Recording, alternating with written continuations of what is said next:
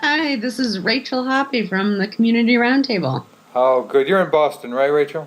I am. We're covered in snow. We're covered in ice down here, too. You and I were talking before we turned the recorder on. I'm really interested in an overall broad picture of what you and Jim have been working on over the last couple years. Sure. My background is in both management consulting and technology. And I was the first analyst covering the social software space for IDC.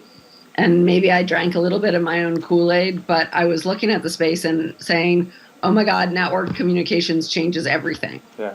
It not only changes how we interact with each other, it changes corporate structures. And nobody knows how to manage this. And people are flooding to adopt the technology, and they're walking into a garden and they don't realize they can't leave the garden. And they don't know what they're getting into.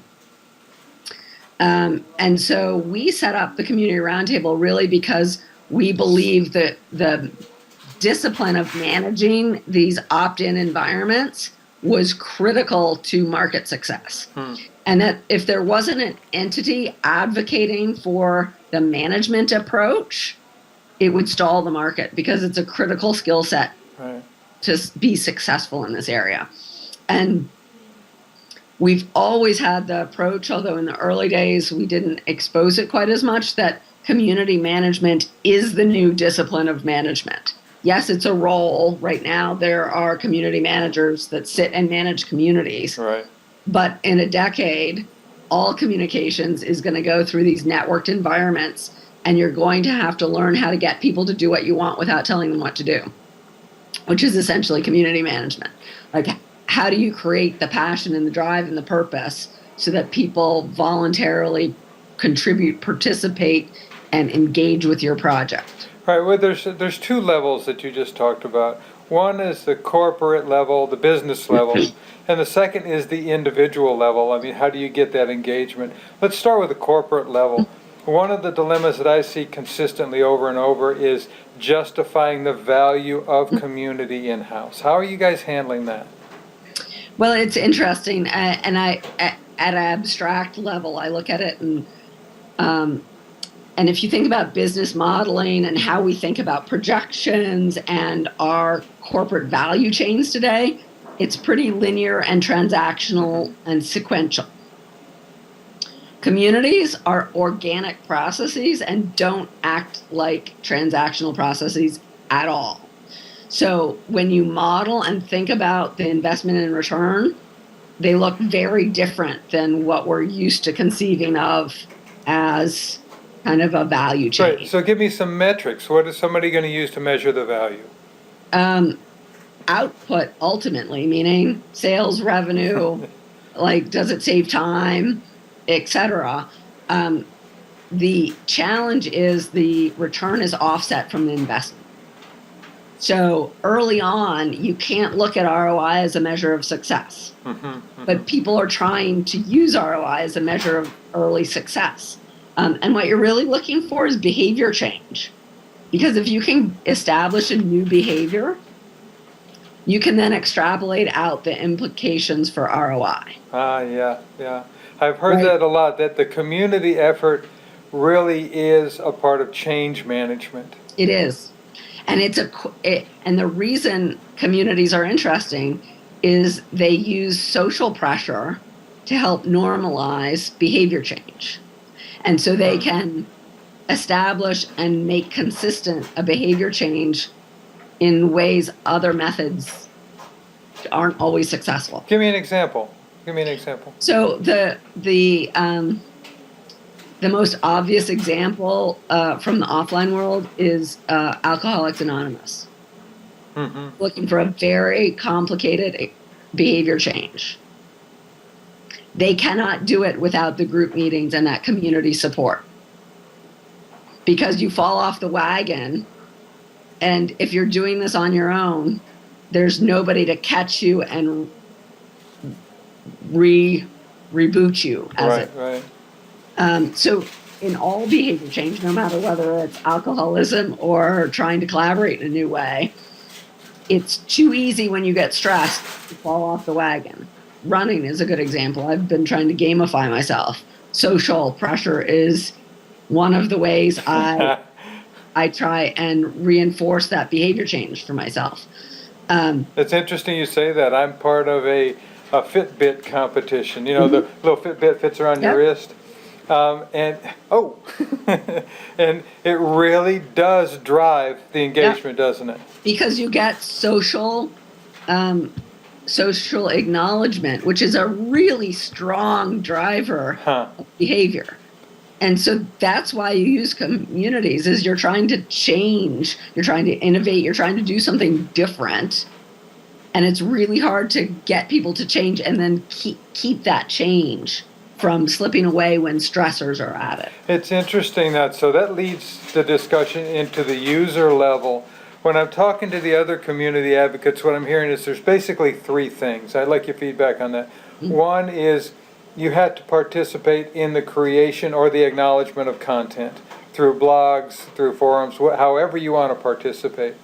The second thing is that you have to attend events so that you start getting that recognition. You're recognized, you recognize the other people.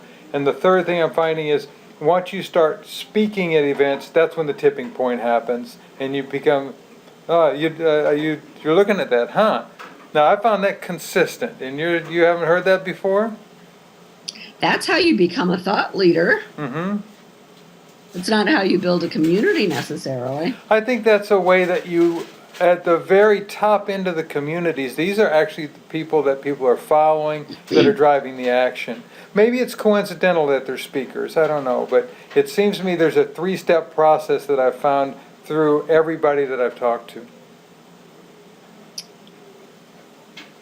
I'm not sure I would agree with those.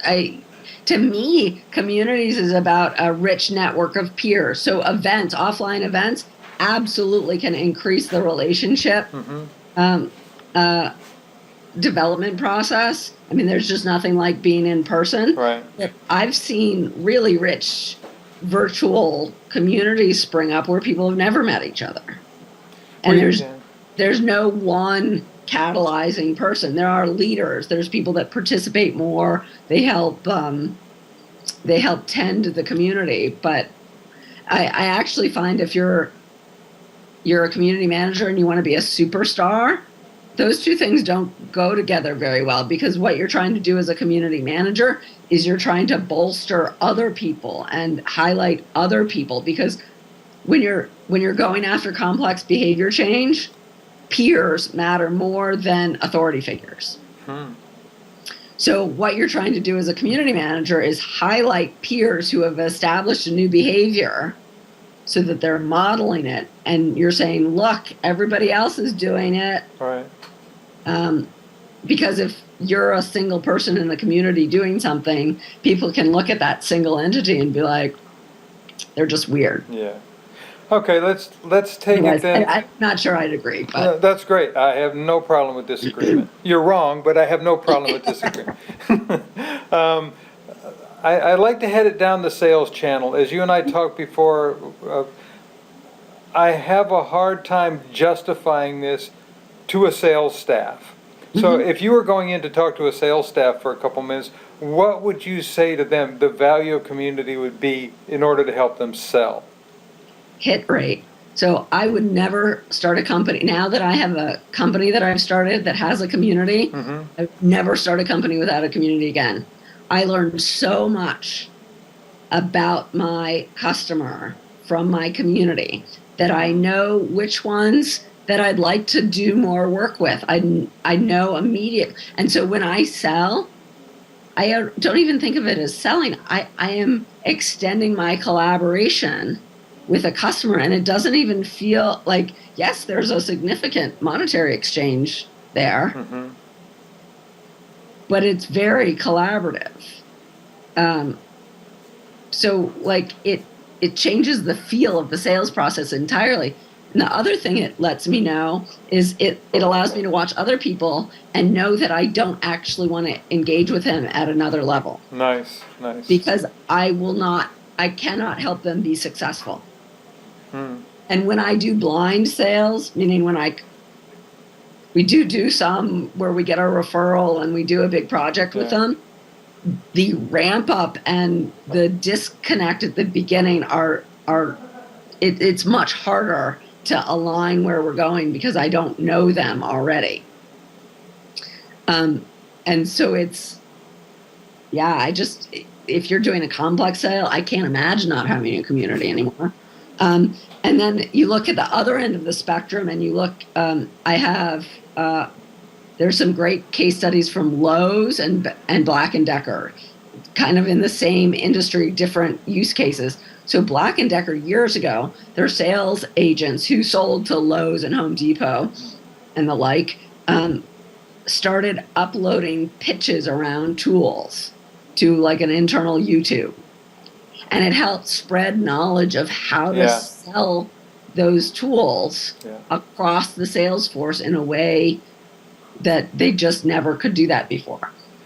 You look at Lowe's, which is in the retail channel, and they have kind of hourly employees who are customer service and sales. They use an internal social network to ask and deliver questions really rapidly about customer support and sales, tips and tricks. And they have a silly case study about a paint liner. So like a tin liner for your paint tray. And some sales associate was like, you just let the paint dry and you can rip the paint right out and reuse the liner. And they like quadrupled their sales of this one liner because the paint would dry and you could just peel it out and reuse it. Wow, yeah. Right, so, that's a stupid example, but like there's so much knowledge in your sales force. If you can give them a lightweight way of just sharing what's been successful with each other and incentivizing them to do that through kind of non-competitive structures, it's amazing. I think that what you just described is absolutely overlooked. That the people are so head down with what they're trying to do, they forget the overall picture. That we need to distribute the knowledge that's already there. Which brings me to my final point. You and Jim have worked for a couple years on the Community Roundtable study. That comes out once a year, right? Yep. When's the next one coming out? We actually have the survey open right now, and we're kind of at the nirvana phase for me, because when I started the Community Roundtable, I wanted to have a quantifiable way to measure community against community against community across use cases, across functional or verticals. And we finally have a survey that we can do that with very specific artifacts of community maturity. And our members helped develop that survey to make sure it was kind of valid. So we're closing the survey the end of February, if anybody would like to participate, and the research will be out in April. Excellent. So very excited about that this year. Great. We'll keep an eye on it. Thank you so much for your time. I appreciate it. Sure. Thank you, Mark.